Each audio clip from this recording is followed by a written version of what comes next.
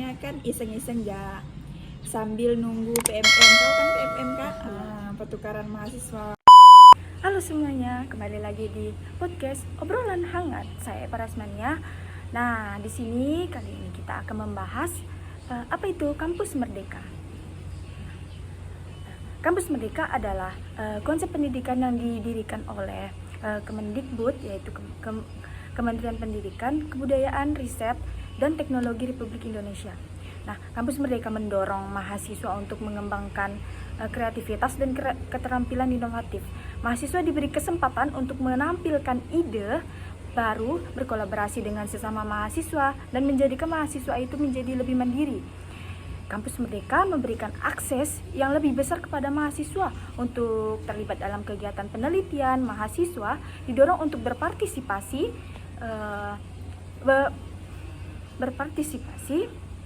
dalam proyek penelitian, eksperimen, dan pengembangan teknologi sebagai bagian dari pengalaman belajar mereka untuk menyusun skripsi atau penilaian akhir pada perkuliahan. Kampus Merdeka bertujuan untuk menciptakan lingkungan pendidikan yang responsif terhadap kebutuhan dan perkembangan peserta didik dengan memberikan kebebasan dan kesempatan kepada mahasiswa.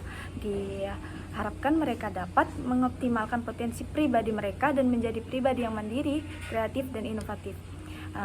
Kampus mengajar ini banyak loh diminati mahasiswa karena bisa mendapatkan relasi yang luas, mendapatkan pengalaman belajar, mengajar, dan juga memudahkan mendapatkan akses pekerjaan karena kita bisa turun langsung.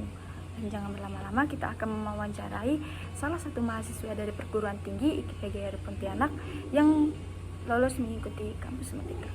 Pastinya banyak motivasi yang memberikan kesan di podcast kali ini. Baik, di sini saya akan mewawancarai salah satu mahasiswi dari perguruan tinggi IKIP Pontianak. Nah, saya mempersilahkan kakak untuk memperkenalkan diri.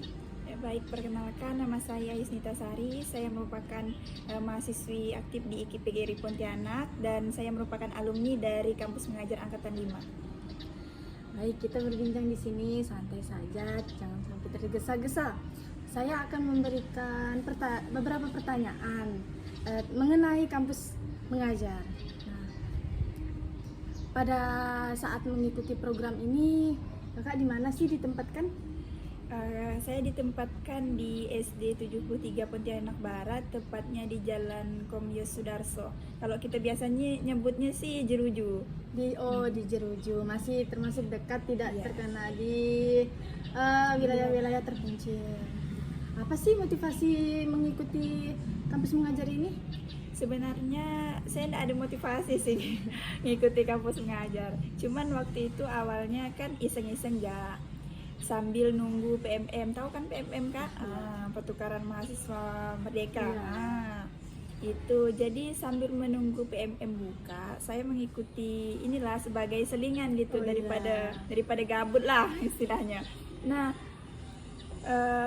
alhamdulillahnya tuh diberi izinnya tuh di sini lolosnya gitu di kampus mengajar. Berarti nggak ada itulah ya, ada apa niatan untuk mengikuti ini, hanya selingan untuk menunggu PMM. Tapi alhamdulillahnya bisa lulus. Persyaratan untuk mengikuti kampus mengajar apakah sulit sih? Kalau dibilang sulit sih enggak sih, karena kalau dijalanin tuh semuanya pasti selesai. Kayak saya tuh pernah bikin kata-kata ya tahun 2000, awal kita masuk 2021 pas lagi susah-susahnya kan, saya kayak bikin kata-kata gini, kayak semua tuh pasti terlewati gitu, pasti. Jadi kayak itu kayak jadi motivasi saya juga gitu. Jadi kalau di permasalahan persyaratan kan, jadi karena sekalian udah terjun, jadi terjun sekalian, menyelam sekalian gitu.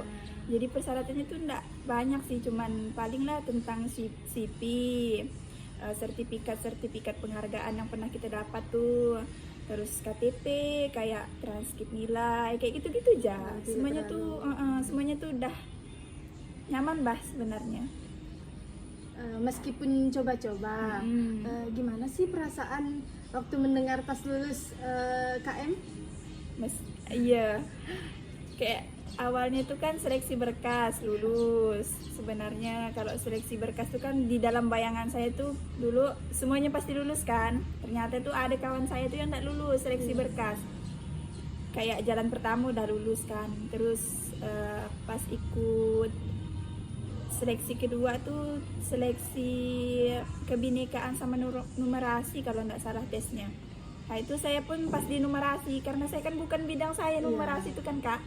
Jadi saya mikirnya udahlah asal-asal aja lah, sisa waktu 20 menit saya ngerjakan berapa soal ya numerasi, asal-asal aja tuh musiknya. Cuman saya yang itu kan di bagian kebinekaan agak dibaca secara benar-benar. Terus apa tadi kak pertanyaannya? Perasaan setelah lulus tuh kayak oh berarti jalannya di sini lah, kayak bersyukur juga sih karena kan pastinya gambaran kedepannya kita tuh punya pengalaman. Kayak udah menghayal gitu kan, ngajar gitu kan, udah menghayal gitu. Jadi adalah karena udah lulus dah jalanin ya gitu. Pengalaman apa sih yang diambil dari kegiatan kampus Merdeka ini? Pengalamannya sih banyak, gimana cara kita, karena kan kami itu kan sebenarnya tujuan dari kampus mengajar itu kan menjadi mitra guru kan kak, bukan kami yang sekaligus terjun langsung tuh bukan sebenarnya. Cuman karena di SD yang kami tempati itu guru-gurunya Masih kurang. Masih kurang, dan juga itu kan jadi kami sebagai mahasiswa kampus mengajar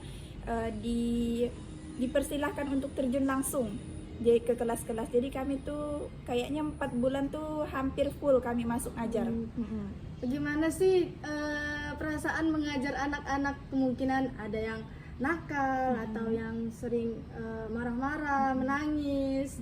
Iya, kalau perasaannya tuh luar biasa, campur aduk sih. Belum lagi kita kan mut-mutan ya. Kita kan masih usia segini kan masih mut-mutan. Masih kadang kita kalau ndak mood tuh ya belajar memposisikan diri. Gimana kalau ndak mungkin kan kita sambil ngajar sambil cemberut. Apalagi yang kita ajar tuh kan anak-anak kecil kan. Anak-anak kecil tuh harus diambil hatinya dulu. Belum lagi tingkah laku mereka tuh beda-beda. Jadi kita tuh harus belajar bagaimana sih ngatasi perbedaan sikap mereka tuh gitu. Cara belajar mereka seperti apa yang mudah dipahami, kayak seperti itu. Tapi dari situ sudah ada pengalaman untuk mengajar. Nah, kendala dari kampus mengajar ini ada tidak sih? Kalau kendalanya saya rasa sih tidak ada sih. Cuman pas waktu pembekalan pematerinya tuh terlalu banyak nyampaikan materi, jadi tidak langsung to the point gitu. Itu aja. Cuman tidak ada gitu sih, itu aja. Tapi mengikuti KM teman-teman yang satu tempat mengajar, apakah baik atau masih ada kendalanya? Alhamdulillahnya teman-teman saya tuh alhamdulillahnya baik-baik semua, random semua, kayak cocok ya gitu, akur betul, nggak pernah selisih bahkan. Soalnya gimana ya, ketua kami tuh kayak menampung semua aspirasi kami gitu. Jadi kayak betul gitu, pembagiannya pun betul, orang-orangnya pun betul gitu. Adil. Tidak pilih kasih satu sama lain. Di sini yang mengikuti kampus Merdeka di sekolah itu dari universitas mana sih? Nah kebetulan di SD itu kami dari IKIP semua.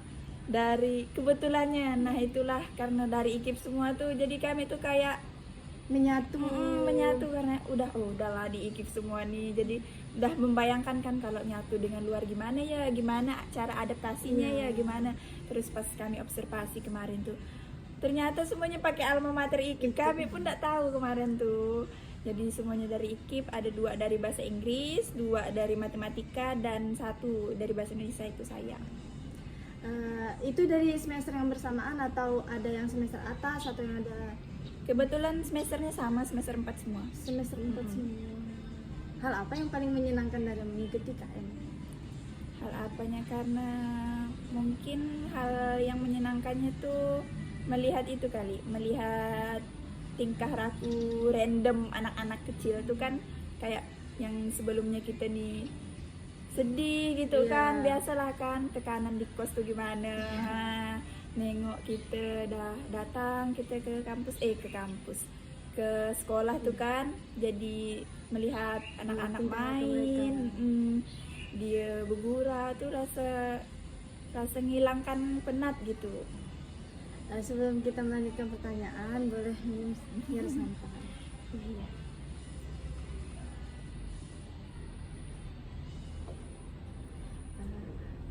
Begini, guru-guru di sana gimana sih yang menurut pendapat kakak? Alhamdulillahnya kalau guru-guru di sana tuh semuanya menerima kami dengan baik, apalagi kami punya guru pamong kan, kami kan punya guru pamong juga.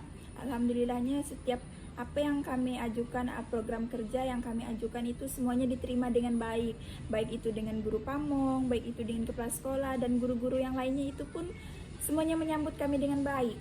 Saya rasa untuk guru-gurunya saya sangat-sangat berterima kasih ya, guru-guru SD 73 tuh sangat-sangat berterima kasih udah menerima kami dengan baik, kayak melayani juga, mengayomi juga gitu, memberikan kami pelajaran yang sangat-sangat berharga selama kami mengikuti kampus mengajar. Berarti guru-guru di sini sangat menerima dengan baik. Ya. Kesan apa sih yang didapatkan dari mengikuti kampus ini? Kesannya sih kayak gimana ya kak, kalau kesannya banyak sebenarnya. Nggak apa-apa, kita berbincang santai. Saya ini punya satu pengalaman, satu kesannya tuh yang nggak pernah saya lupakan kan. Saya pernah menangani siswa yang istilahnya pup lah. Karena kebetulan dia tuh kelas 1. Kita kan nggak bisa kan ngontrol kelas 1 tuh, kami kelas 1-nya banyak lagi kan. Kebetulan ada satu siswa kemarin itu pas saya masuk ke kelas, dia tuh bilang, "Ibu," katanya, "mau ke WC, mau ngapain, mau BAB," katanya dia bilang kan kak. Terus saya bilang, "Oh ya udah silakan lah," kata saya kan. Terus dia bilang, "Datang lagi, Bu, udah BAB di celana," dia bilang kayak gitu kak. Jadi posisi saya ini bingung, saya ini harus ngapain gitu kan, secara kita masih muda gini kan, masih geli-gelinya kan kak, jadi paham lah kan. Jadi saya membayangkan, aduh gimana ya, kata saya bilang, karena saya pun mikirkan diri saya sendiri kan, bukan nggak mentingkan orang sih, cuman gimana ya, daripada saya nggak makan habis itu baliknya kan. Jadi udahlah katanya, saya arahkan ke guru lain kemarin kebetulan tuh, kayak bukan melepas tanggung jawab sih, cuman ingin itulah gitu. Saya arahkan, disuruh bilang, "Coba pergi ke UKS," gitu. Saya ada ibu ini, saya bilang kan, "Iya pergilah dia ke sana kan." Terus saya susul kan, "Ibu kebetulan ini lagi pup di celana Bu, jadi gimana?" "Oh," katanya, "biasa aja." Alhamdulillahnya ibu itu pengertian. Habis itu saya ngomong lah kan sama ibu itu, "Bukannya saya enggak mau Bu, cuman iya paham," kata ibu-ibu tuh semuanya paham lah katanya, "saya tahu," katanya. Jadi dia tuh udah harap maklum gitu. Itu sih kesan yang enggak pernah saya lupakan, karena cuman itu aja yang benar-benar aneh gitu, tapi lucu. Tapi memang seperti itu karena kan mengajar anak sekolah dasar masih banyak tingkah laku yang masih kurang berkenan. Sekarang kan sudah selesai mengikuti kampus mengajar. Itu ada tidak sih motivasi untuk para penonton yang kemungkinan ada yang ingin mengikuti kampus Merdeka di angkatan selanjutnya? Kalau motivasinya sih, kalau memang mau mengikuti itu, berat kan kalau mau terjun ke bidang itu sekalian ya menyelam sekalian gitu, biar enggak itu. Kalau misal setengah-setengah, jadi mubazir tenaga kita juga. Misalnya udah niat nih, aku ikut kampus mengajar, terus udah masukkan berkas, terus ada berkas satu yang bermasalah, entah surat apa itu Padahal masih bisa diurus tuh, tapi tidak diselesaikannya kan kita udah rugi waktu juga, rugi tenaga juga ngurus yang sebelumnya. Jadi kalau memang mau terjun ke kampus mengajar, memang kalau mau daftar Iya. gitu kan, nah daftar aja sekalian gitu, karena banyak pengalaman yang didapat, sangat-sangat banyak kalau saya kan, belum lagi benefit-benefit yang lain Iya. tentunya, paham lah kan Kak. Iya. Ini tadi motivasi yang kakak Yusnita berikan untuk siapapun yang ingin mengikuti kampus Merdeka. Podcast kita selesai sampai di sini. Baik, itu tadi sedikit podcast mengenai kampus Merdeka yang telah disampaikan oleh narasumber kita, kakak Yusnita. Terima kasih atas kesempatan yang telah diberikan kepada saya untuk mewawancari kakak. Maaf telah mengganggu waktunya. Terima kasih sekali lagi kepada kakak. Saya telah mewawancarai mengenai hal dan tips-tips serta motivasi untuk para penonton podcast Obrolan Hangat. Dan bagi orang yang menonton podcast ini, semoga bermanfaat dan dapat mengikuti jejak narasumber kita untuk mengikuti kampus mengajar. Sekian dari saya, Eva Rasmania di Obrolan Hangat. Jangan lupa like, comment, and subscribe. Bye.